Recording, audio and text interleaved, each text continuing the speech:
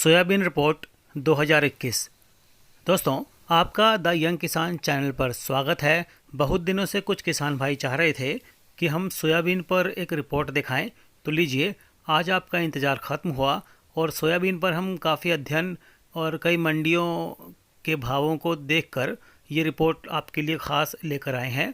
अगर आपने अब तक हमारा चैनल द यंग किसान सब्सक्राइब नहीं किया है तो तुरंत उसे सब्सक्राइब कर लें दोस्तों, ताकि जो भाव हैं और जो इसी तरह की अच्छी अच्छी रिपोर्ट्स हैं वो आपको देखने को मिलें और आप अपनी उचित रणनीति बना पाएं। दोस्तों, आपको बताएं कि सोया उत्पादों की मांग और आपूर्ति और साथ ही वैश्विक कारणों के मद्देनज़र सोयाबीन में आने वाले दिनों में तेजी का जो दौर है वो अभी जारी रहने वाला है।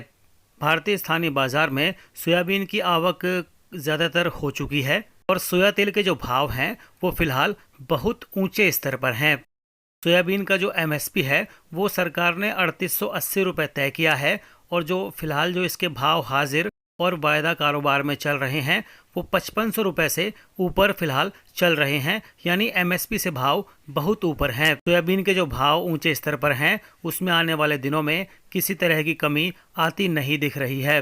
अगर किसी वजह से पाम तेल के भाव गिरेंगे तो सोया तेल के भाव घट सकते हैं, लेकिन सोया तेल के भाव गिरेंगे तो भी सोयाबीन के भाव में मंदी आने की संभावना कम दिख रही है दोस्तों, क्योंकि जो सोयाबीन की बैलेंस शीट है वो पहले से ही ठीक ठाक है, बहुत अच्छी है। अगले 2 से 3 महीनों में दुनिया में कोई भी खाद्य तेल सस्ता होने की संभावना नहीं दिखाई पड़ रही।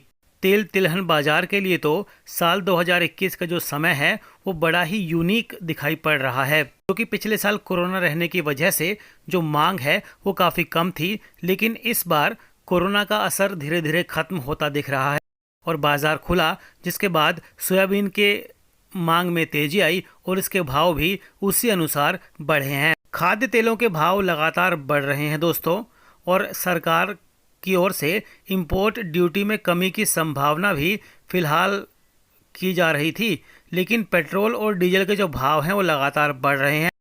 इसीलिए सरकार इस सेक्टर की ओर पहले से ध्यान देगी, ऐसी संभावना कम दिखाई पड़ रही है। इसीलिए खाद्य तेलों की जो इंपोर्ट ड्यूटी की कमी का फैसला है वो अगले दौर में हो सकता है, यानी कि अभी इस पर फैसला होने की संभावना नहीं दिख रही, जिस वजह से तेजी का दौर जारी रहेगा।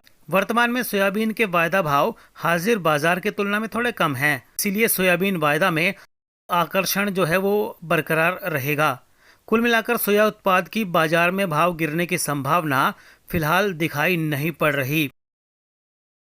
आपूर्ति, मांग और अंतर्राष्ट्रीय कारणों को देखते सोया तेल और सोया डीओसी में तेजी का दौर आने वाले दिनों में जारी रह सकता है।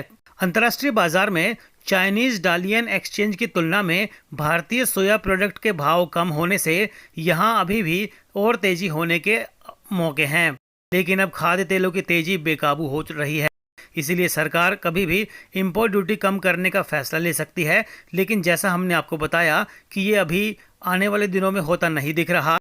अगर सरकार इंपोर्ट ड्यूटी कम नहीं करती है तो सोयाबीन वायदा बढ़कर अल्पावधि में 5500 से 5600 रुपए के स्तर पर आने वाले दिनों में पहुंच सकता है। ऐसे में सोयाबीन NCDEX अप्रैल वायदा में 5325 के मौजूदा स्तर पर ही नई खरीदारी करने की हमारी आपको सलाह है।